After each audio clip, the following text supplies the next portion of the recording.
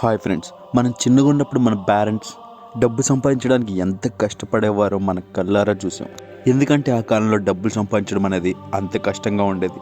అప్పట్లో 8 గంటలు కష్టపడితే కానీ ఒక మిడిల్ క్లాస్ ఫ్యామిలీకి ఇంట్లో సరుకులైనా, స్కూల్ ఫీజులైనా, పిల్లలకి పుస్తకాలైనా, యూనిఫామ్లైనా కొనడానికి డబ్బులు సరిపోయేవి కాదు.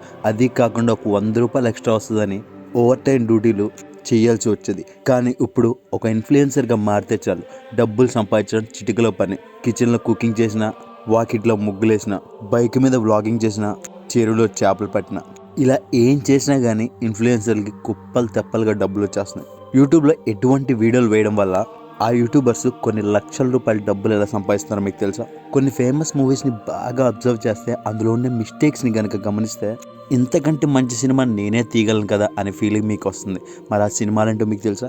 సోషల్ మీడియాలో మనకి రెగ్యులర్గా మీమ్స్ అనేవి వస్తూ ఉంటాయి. ఆ మీమ్ క్యారెక్టర్స్ అనేవి అసలు ఎక్కడి నుంచి తీసుకున్నారో మీకు తెలుసా? ఒక ట్రిక్ ఉపయోగించడం వల్ల మీరు ఖాళీ టైంలో యూట్యూబ్ చూస్తూ బంగారాన్ని గెలుచుకోవచ్చు అనే విషయం మీకు తెలుసా? మీకు తెలియని ఒక భయంకరమైన రహస్యం అదేంటంటే, మీకు తెలియకుండానే మీ బాడీ మీ మంచం కింద పడి ఉంది అని చెప్తే మీరు నమ్మగలరా? మనలో చాలామంది ఇలాంటి స్నాక్స్ మరియు డ్రింక్స్ రోజు తాగుతూనే ఉంటాం. కానీ అచ్చు అలాగే ఉండే వేరే ప్రోడక్ట్స్ కూడా ఉన్నాయి. వాటిని కనుక చూస్తే మీ కళ్ళతో మీరే నమ్మలేరు. నిజంగా ఇవి ఆ ప్రోడక్ట్స్ యొక్క కాపీ అంటారు. మరి ఆ ప్రోడక్ట్స్ ఏంటో మీకు తెలుసా? ఒకవేళ మీరు అనారోగ్యంతో బాధపడి డాక్టర్ దగ్గరికి వెళ్ళారనుకోండి, డాక్టర్ మిమ్మల్ని చెక్ చేస్తూ ఆ పని చేస్తే మీరు వెంటనే అక్కడ నుంచి వెళ్ళిపోవాలి. మరి ఆ పని ఏంటో మీకు తెలుసా? మీరు రోజు చూస్తున్న నెట్ఫ్లిక్సే మీకు తెలియకుండా మిమ్మల్ని ఎలా మోసం చేస్తుందో మీకు తెలుసా? ఒకవేళ తెలిస్తే మీరు ఇప్పటికిప్పుడే నెట్ఫ్లిక్స్ యొక్క సబ్స్క్రిప్షన్ని క్లోజ్ చేసుకుంటారు. మరి మిమ్మల్ని నెట్ఫ్లిక్స్ ఎలా మోసం చేస్తుందో మీకు తెలుసా? వీడియోని ఏం మాత్రం మిస్ చేయకుండా చివరి వరకు చూడండి.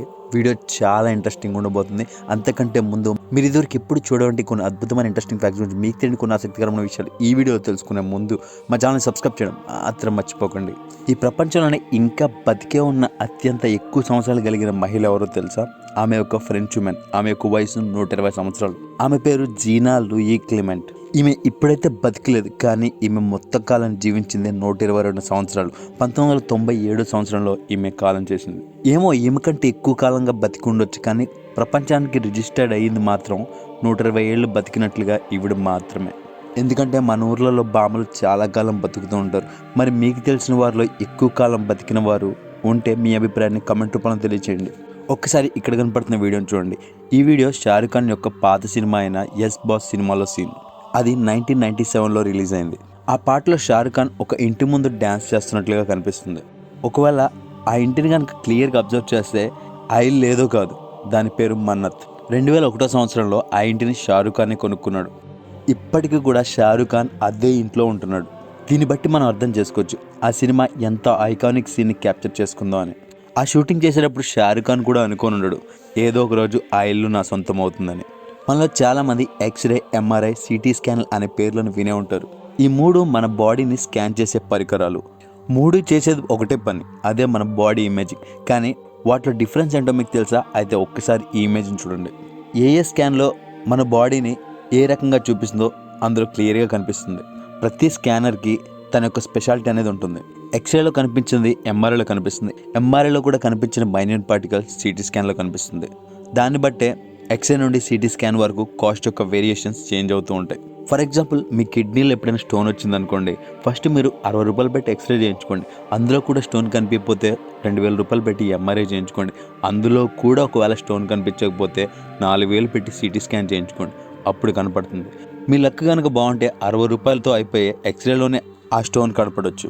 ఈ విషయాన్ని డాక్టర్లు బయటకు చెప్పరు, ఎందుకంటే వాళ్ళ దందా నడవాలంటే మీ చందా వారికి సమర్పించుకోవాలి.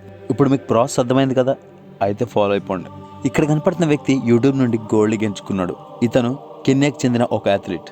ఇతని పేరు జూలియస్ ఏగో. ఇతను ఒక జావలిన్ అథ్లీట్. ఇతనికి జావలిన్ నేర్చుకోవాలనే ఇంట్రెస్ట్ యూట్యూబ్ నుండి వచ్చింది.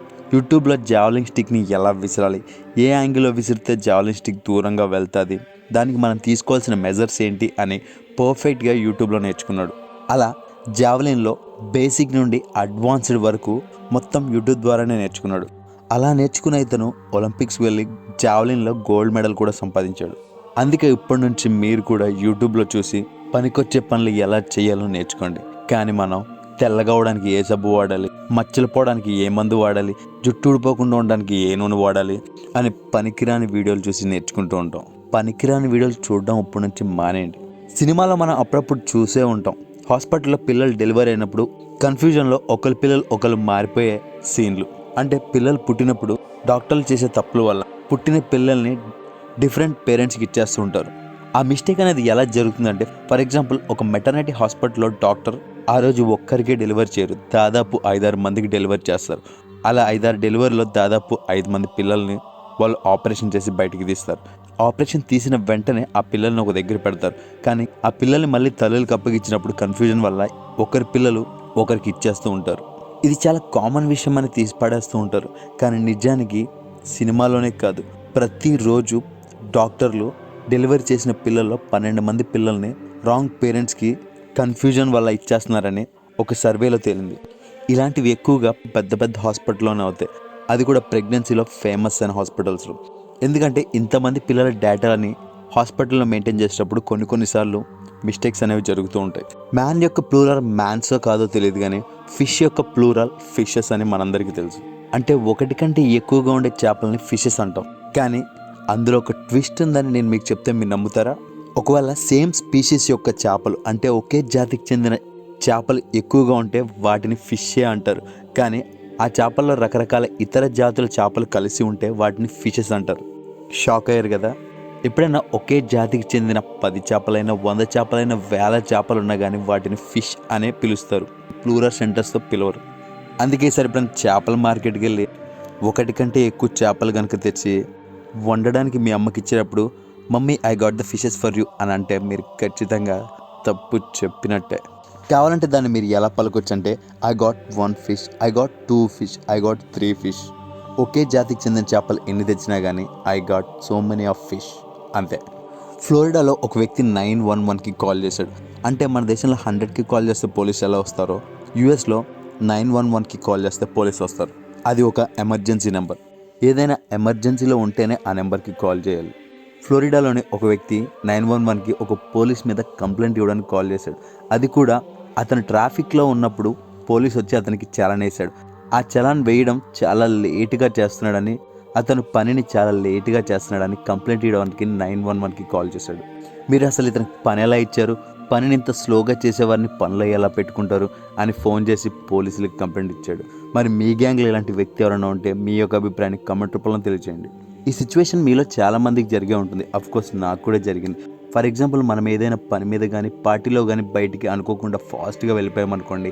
అక్కడికి వెళ్ళిన తర్వాత మన జేబులో ఫోన్ లేదు, మనం ఆ ఫోన్ ఇంటికాడే మర్చిపోయాం. కానీ తెచ్చామేమో అనుకొని అక్కడక్కడ ఎత్తుక్కుంటూ ఉంటాం. ఆ సిచ్యువేషన్నే నోమోఫోబియా అంటారు.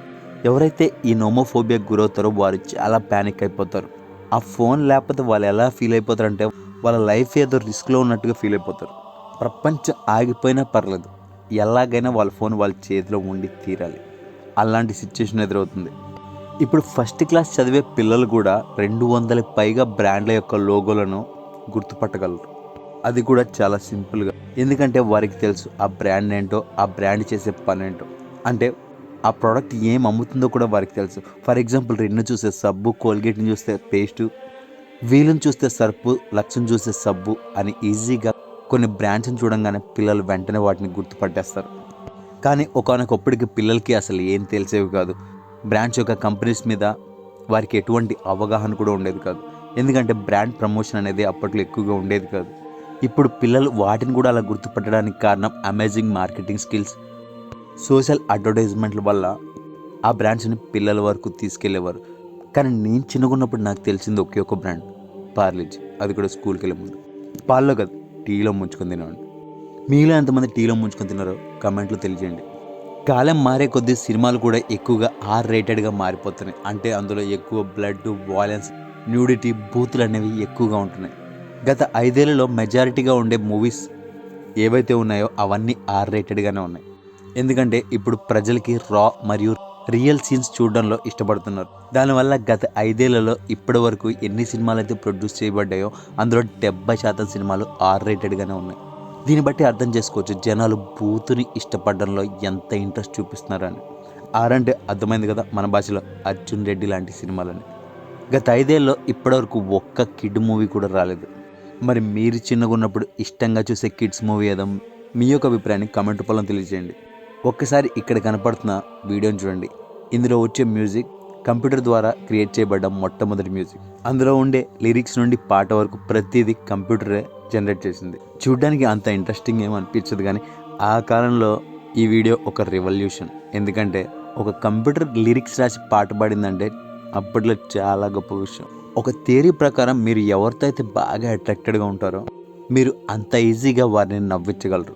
మీ యొక్క జోక్స్ వారికి చాలా నచ్చుతాయి. దానివల్ల మీరు ఏది మాట్లాడినా కానీ వారు నవ్వుతూనే ఉంటారు. కానీ ఇది నిజమని చెప్పడానికి ఫిక్స్డ్ ప్రూఫ్ అయితే లేదు, కానీ చాలామంది దీన్ని అయితే బిలీవ్ చేస్తారు. ఎందుకంటే ఒక మనిషితో మనం ఎంత కంఫర్ట్ జోన్లో ఉంటే వాళ్ళతో మనం అంత ఈజీగా మింగిల్ అయిపోగలం. అప్పుడప్పుడు మన ఇళ్ళలో చాలా డస్ట్ ఉండడం మనం నోటీస్ చేస్తూ ఉంటాం.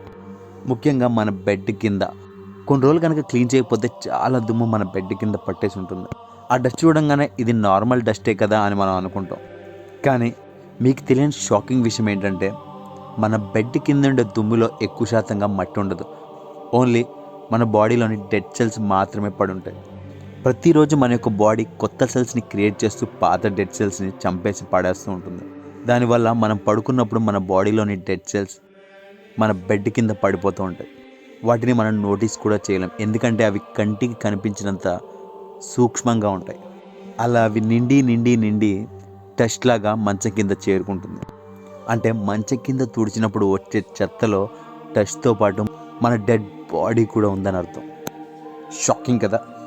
మళ్ళీ చాలామంది ఈ చిల్గా మేమ్ని చూసే ఉంటారు. ఒకానొక సమయంలో ఇంటర్నెట్లో ఇది చాలా వైరల్ అయింది. కానీ ఇది ఎప్పుడైతే వైరల్ అయిందో అప్పుడు కాకుండా 4 ఏళ్ల క్రితం ముందు నుంచే దీన్ని తయారు చేశారు. కానీ 4 ఏళ్ల తర్వాతకి ఇది ఫేమస్ అయింది.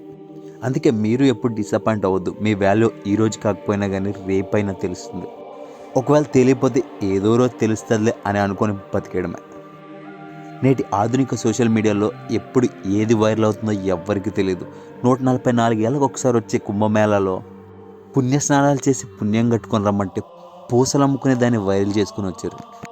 అంటే దీన్ని బట్టి అర్థం చేసుకోవచ్చు సోషల్ మీడియా ఎప్పుడు ఎవరిని ఎలా ఫేమస్ చేస్తుందో ఎవ్వరికీ తెలియదు. యూట్యూబ్లో ఎక్కువగా రీచ్ వచ్చే వీడియోస్ ఆరా వీడియోస్. ఇప్పటి వరకు యూట్యూబ్లో దాదాపు 70,000కు పైగా ఈ ఆరా వీడియోస్ ఉన్నాయి. కానీ చాలామందికి ఆరా అంటే తెలియదు. నిజానికి ఆరా అంటే ఏంటో తెలుసా? ఆరా అంటే పవర్ని డినోట్ చేయడానికి ఉపయోగించే పదం. ఎక్కువగా యానిమేషన్స్లో ఈ వర్డ్ని యూజ్ చేస్తారు. ఎక్కువగా రియాలిటీలో కాకుండా యానిమేషన్స్లోనే ఈ వర్డ్ని యూజ్ చేస్తారు. అలాగే మరొకటి కూడా బాగా వైరల్ అయింది. అదే ఫోటోతో పాటు క్యాప్షన్ ఉండే ఒక వర్డ్. అదేంటంటే you won't last an hour in the asylum where they raised మీ.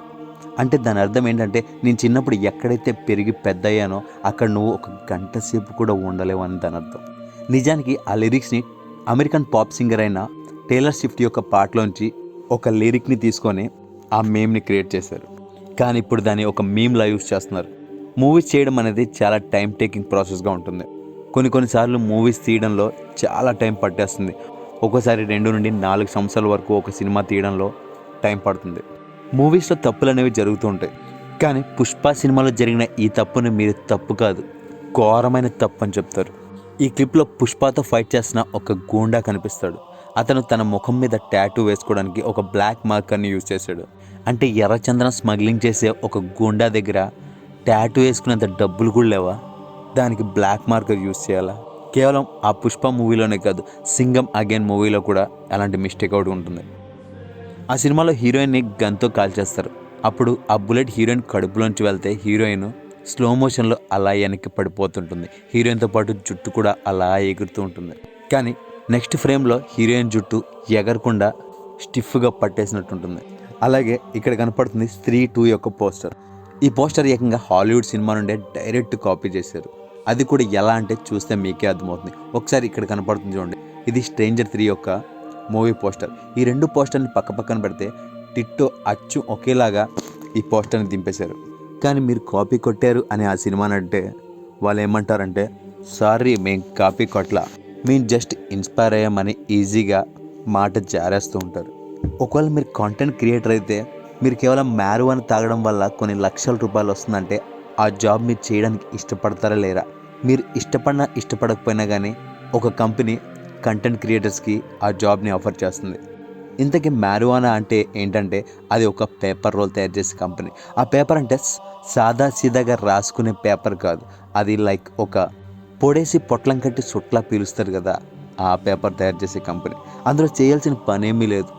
రోజు ఆ పేపర్ని పీల్చాలి. ఆ పేపర్ యొక్క స్పెషాలిటీ ఏంటో మీ యొక్క యూట్యూబ్ వీడియోస్లో చెప్పాలి. పెద్ద పెద్ద ఈవెంట్స్కి పంపిస్తారు. అలాగే తాగినందుకు కొన్ని లక్షల రూపాయలు డబ్బులు కూడా ఆ కంపెనీ పే చేస్తుంది. ఆ పని చేయడానికి వారు దాదాపు ప్రతి నెల $70,000 అంటే దాదాపు 30 లక్షల రూపాయల వరకు పే చేయడానికి రెడీగా ఉన్నారు. వాళ్ళకి కావాల్సిందల్లా ఏదో నార్మల్ వ్యక్తి కాదు, ఒక ఫేమస్ యూట్యూబ్ కంటెంట్ క్రియేటర్ కోసం వాళ్ళు వెతుకుతున్నారు. ఒకవేళ అటువంటి జాబ్ కనుక మీకు వస్తే మీలో ఎంతమంది వెళ్తారు? నేనైతే ఖచ్చితంగా వెళ్ళను. ఎందుకంటే ఆ పేపర్లు పీల్చే అలవాటు నాకు లేదు. ఒకవేళ ఉన్నా కానీ వెళ్ళకూడదు, వాటిని ప్రమోట్ చేయకూడదు. ఆ చిల్లర డబ్బుల కోసం ఆశపడితే మనల్ని నమ్ముకున్న ఫాలోవర్స్ని మనం మోసం చేసినట్లే. వాటిని చూసి కనుక వారు ఇన్స్పైర్ అయితే వాళ్ళ యొక్క జీవితాలు నాశనం చేసిన వాళ్ళం అవుతాం. మనలో చాలామంది మార్స్ కోడ్ నేర్చుకోవడం అనేది చాలా కష్టంతో కూడుకున్న పని అని అనుకుంటారు. ఎక్కువగా ఇంటెలిజెన్స్ బ్యూరో, సీక్రెట్ ఏజెంట్స్ ఈ మార్స్ కోడ్ని యూజ్ చేస్తారు. నిజం చెప్పాలంటే ఈ మార్స్ కోడ్ నేర్చుకోవడం అనేది పెద్ద కష్టమేం కాదు. మార్స్ కోడ్ నేర్చుకోవడం చాలా ఈజీ.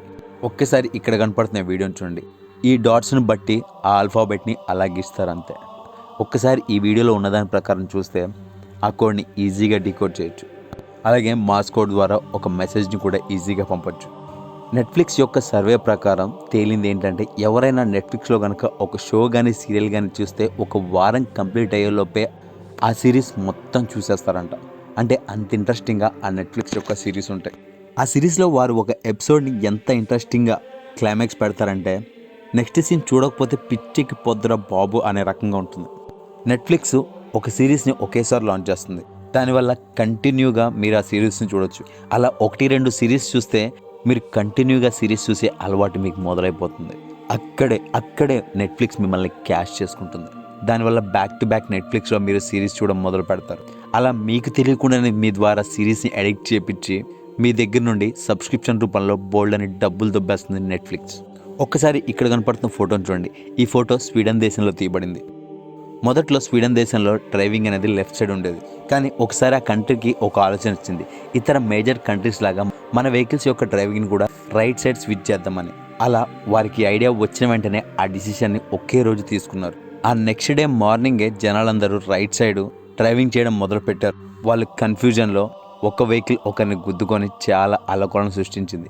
ఈ ఫోటో అప్పుడు తీయబడిందే. 1967లో ఏ రోజైతే లెఫ్ట్ సైడ్ డ్రైవింగ్ నుంచి రైట్ సైడ్ డ్రైవింగ్కి ఆ దేశం చేంజ్ చేసిందో ఆ రోజు చాలా యాక్సిడెంట్లు అయ్యాయి.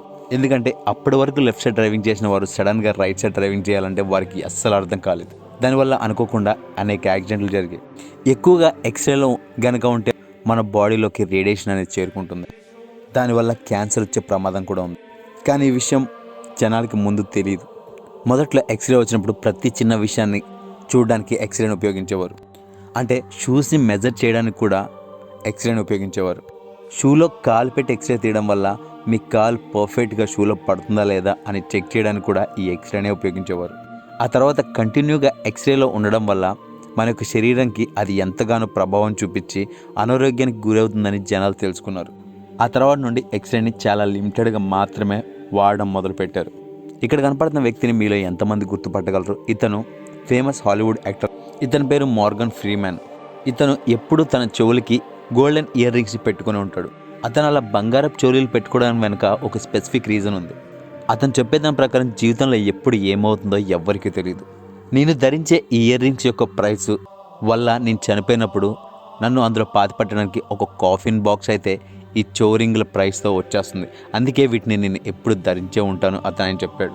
ఒకవేళ ఇతను గుర్తించలేని ప్రదేశంలో చనిపోయినట్లయితే అతన్ని పూడ్చిపెట్టడానికి ఒక కాఫిన్ బాక్స్ ఎవరైనా కొనాలంటే ఆ ఇయర్ రింగ్స్ అమ్మి ఆ కాఫిన్ బాక్స్ కొనొచ్చని అతను వాటిని పెట్టుకునేవాడు. మనం పడుకొని లేచినప్పుడు మన గొంతులో కిచకిచగా ఉంటుంది. అంటే గొంతులో ఏదో కాఫ్ ఉన్నట్లుగా మనం ఫీల్ అవుతూ ఉంటాం. గొంతులో ఏదో ఇచ్చిగా ఉంటుంది, కానీ దాన్ని బయటకు వద్దామంటే రాదు. కానీ అలాంటప్పుడే మీరు మీ యొక్క చెవుని స్క్రాచ్ చేయాల్సి ఉంటుంది. వినడానికి కొంచెం వేడిగా ఉంటుంది, కానీ ఈ సొల్యూషన్ బాగా పనిచేస్తుంది. గొంతులో కిచకిచగా ఉన్నప్పుడు చెవుల్ని కంటిన్యూగా స్క్రాచ్ చేయడం వల్ల గొంతులో ఉన్న కిచకిచ తగ్గుతుంది. ఎందుకంటే చెవు నుండి గొంతు వరకు కనెక్షన్ అనేది ఉంటుంది. దానివల్ల చెవుని రబ్ చేయడం వల్ల గొంతులో ఉన్న కిచకిచ తగ్గుతుంది. ఇది నేను చెప్తున్న విషయం కాదు. ఎంతోమంది సైంటిస్టులు ఎన్నో రీసెర్చెస్ చేసిన తర్వాత వచ్చిన ఫలితాలు. కావాలంటే ఈసారి మీకు ఎప్పుడైనా గొంతులో కిచకిచగా ఉంటే ఈ టెక్నిక్ని ఫాలో అయ్యి మీ సొల్యూషన్ ఏ విధంగా ఉందో మీ యొక్క అభిప్రాయాన్ని కామెంట్ రూపంలో తెలియజేయండి. ఇక్కడ కనపడుతున్న బెస్ట్ పాప్ కల్చర్ అలిగేటర్ ఏది ఉండదు. స్టార్ వార్ సినిమాలో డార్త్ వేజర్ అనే ఒక మేజర్ విలన్ ఉండేవాడు. అలాగే ఈ అలిగేటర్ పేరు కూడా డార్త్ గేటర్. ఆసక్తికరమైన విషయం ఏంటంటే ఈ అలిగేటర్ని పేరుతో పిలిస్తే ఇది రాదు, కానీ స్టార్ వార్ సినిమాలోనే డార్త్ వేజర్ యొక్క థీమ్ సాంగ్ని ప్లే చేస్తే ఈ అలిగేటర్ వస్తుంది. ఆసక్తికరమైన విషయం ఏంటంటే ఆ మ్యూజిక్ వినగానే ఆ సినిమాలో విలన్లానే అది టీప్ టాప్గా నడుచుకుంటూ వచ్చి మీ దగ్గర అలా నుంచుంటుంది. అంతేకాకుండా ఎటువంటి హాని కూడా అది చేయదు. ఎప్పుడైతే క్లైమేట్ అనేది బాగా వేడిగా ఉంటుందో మన యొక్క హెయిర్ యొక్క గ్రోత్ కూడా అంతే ఫాస్ట్గా ఉంటుంది. మనలో చాలామంది ఎండ ఎక్కువగా ఉందని క్యాప్ పెట్టుకుంటారు. అలా పెట్టుకోవడం వల్ల మన హెయిర్ లోపల ఉండే బ్లడ్ సర్క్యులేషన్ అనేది తగ్గిపోతుంది. దానివల్ల హెయిర్ గ్రోత్ కూడా తగ్గిపోతుంది. బాగా ఎండ ఉంటే క్యాప్ పెట్టుకోవచ్చు, కానీ ప్రతిసారి క్యాప్ పెట్టుకోవడం వల్ల హెయిర్లో బ్లడ్ సర్క్యులేషన్ తగ్గి హెయిర్ అనేది పెరగడానికి అది హెల్ప్ చేయదు. దానివల్ల వీలైనంత వరకు మీరు తలకి క్యాప్ పెట్టుకోకపోవడమే మంచిది. ఒకవేళ బాగా ఎండలు ఉంటే మనం ఏం చేయలేమనుకోండి, కానీ నార్మల్గా ఉన్నప్పుడు కూడా క్యాప్ని మ్యాక్సిమం మీకు వీలైనంత వరకు అవాయిడ్ చేయడానికి ట్రై చేయండి. మన ఇంటి పక్క నాలాలో కాలంలో ఎక్కడ పడితే అక్కడ బోల్డ్ అంత ప్లాస్టిక్ పడి ఉంటుంది. మనం కనుక కంటిన్యూగా వాటిని అలాగే పడేస్తే వాటర్ కూడా పొల్యూట్ అవుతుంది. దానివల్ల 2050 కల్లా ఒకవేళ కంటిన్యూగా మనం ఇదే పని చేస్తూ వాటర్లో ప్లాస్టిక్ని పడేస్తే 2050 సంవత్సరం వచ్చేటప్పటికల్లా నీటిలో చేపల కౌంట్ కంటే ఈ ప్లాస్టిక్ యొక్క కౌంట్ ఎక్కువగా ఉంటుంది.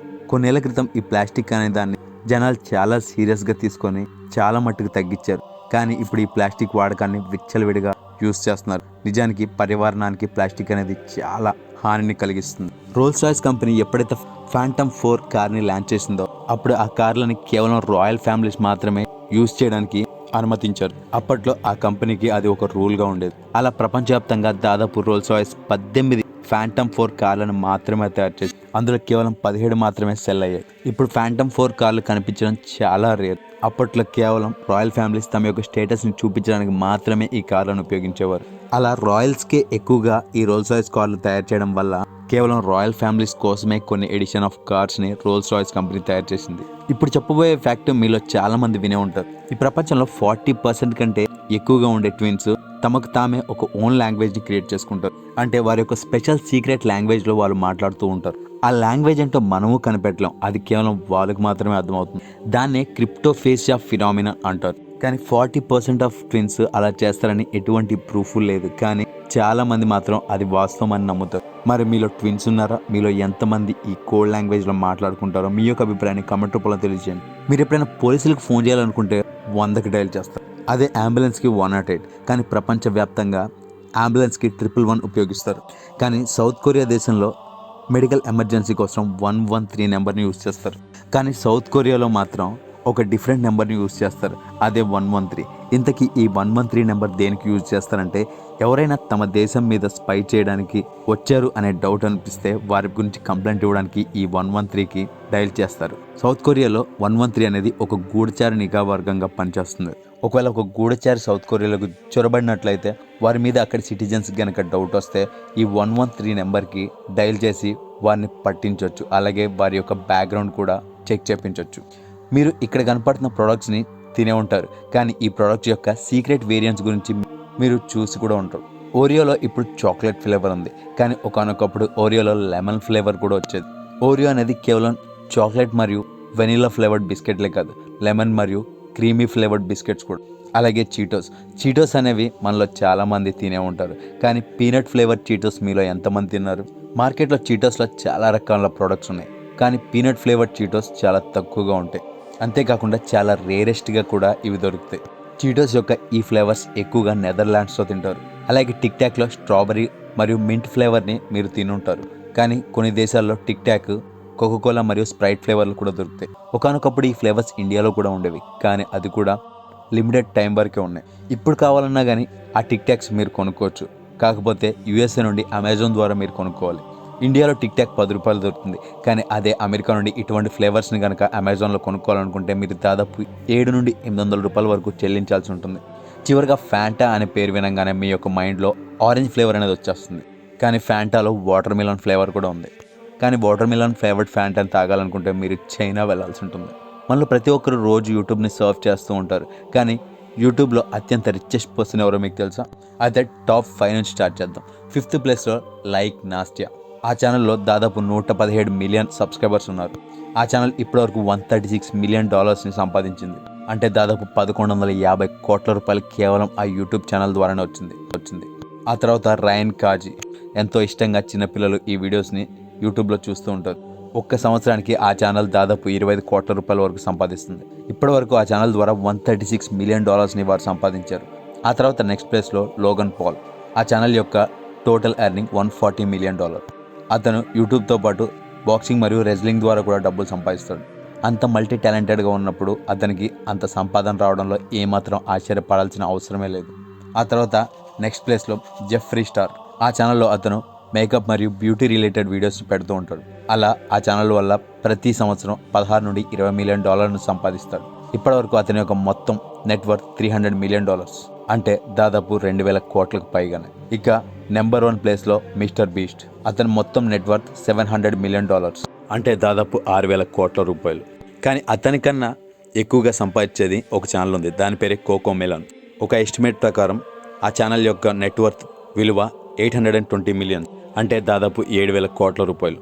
చూశారు కదా, మీరు ఇదివరకు ఎప్పుడు చూడండి కొన్ని అద్భుతమైన ఇంట్రెస్టింగ్ ఫ్యాక్ట్ గురించి మీకు తెలియని కొన్ని ఆసక్తికరమైన విషయాలు ఈ వీడియో కనుక మీకు నచ్చినట్లయితే లైక్ చేయండి, షేర్ చేయండి. ఇలాంటి మరికొన్ని ఆసక్తికరమైన విషయాల గురించి తెలుసుకోవాలనుకుంటే మా ఛానల్ సబ్స్క్రైబ్ చేయడం మాత్రం మర్చిపోకండి. Thank you for watching.